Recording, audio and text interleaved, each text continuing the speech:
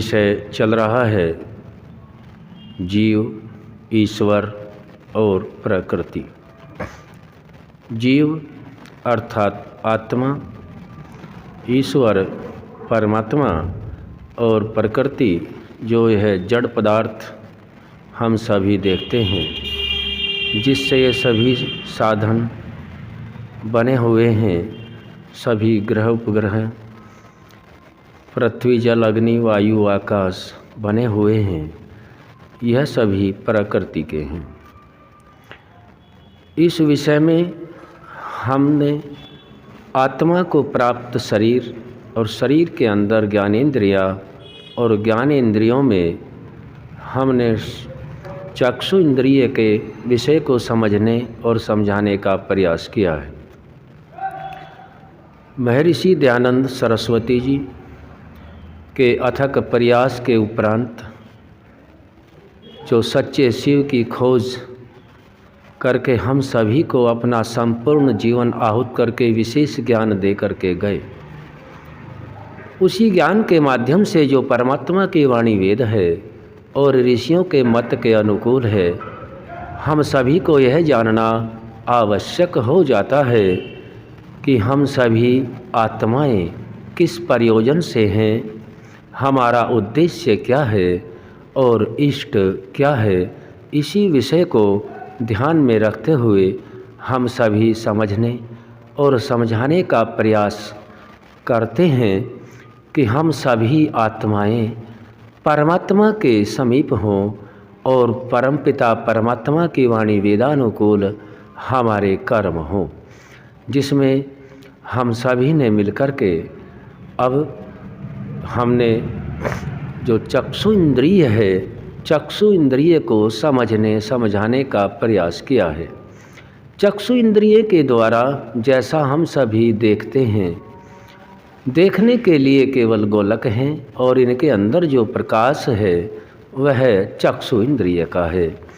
यह चक्षु इंद्रिय के द्वारा, गोलक के द्वारा जो देखा गया दृश्य है वह मन में संस्कार रूप में जमा होता है।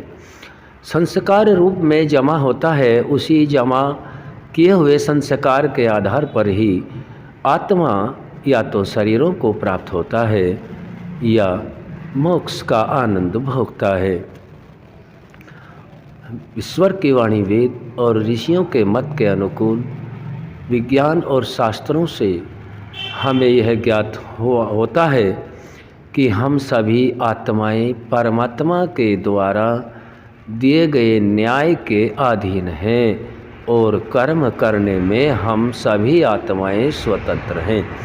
कर्म करने के लिए हम सभी आत्माओं को ज्ञान की आवश्यकता है। ज्ञान कई प्रकार से मिलता है, देखने से, सुनने से, पढ़ने से हमें ज्ञान होता है और जो प्रत्यक्ष ज्ञान होता है उसी से हम अपने संस्कारों को बनाते हैं।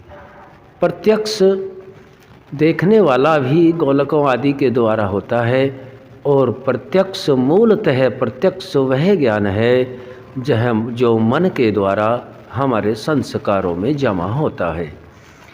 श्रोत्र का विषय बाद में रखा जाएगा।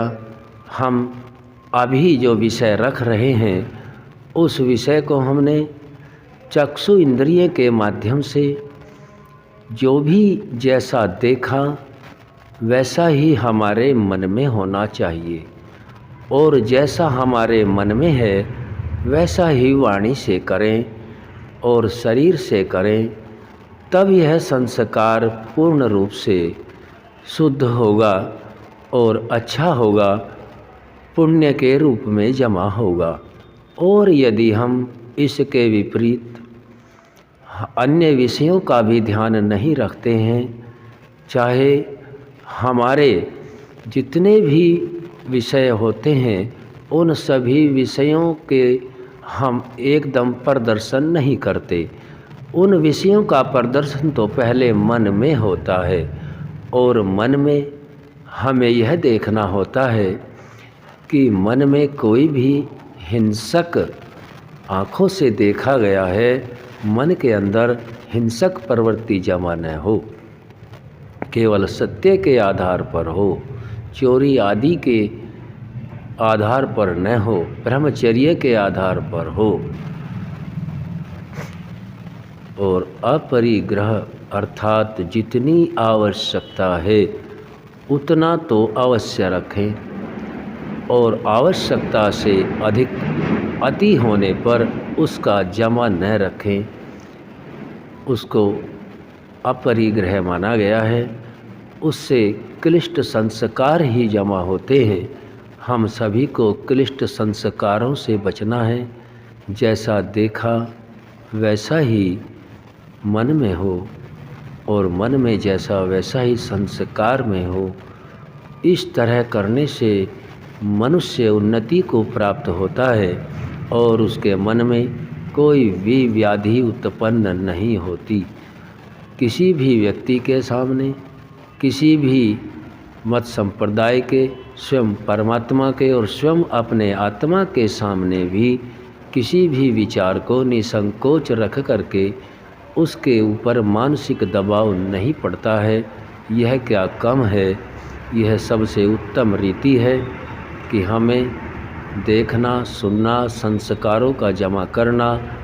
यदि हम इस ज्ञान विज्ञान से जान कर के अपने कर्मों को करते हैं तो हम परमात्मा के निकट होते हैं। वह परमात्मा तो हमारे अंदर भी विराजमान है और बाहर भी है।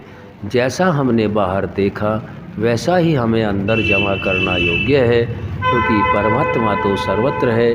हमें उसको सामने रख कर के ही उस परमात्मा को सर्वत्र मानते हुए ही वह परमात्मा सर्वरक्षक है, न्यायकारी है, सर्व विद्यायुक्त है, सर्वशक्तिशाली है।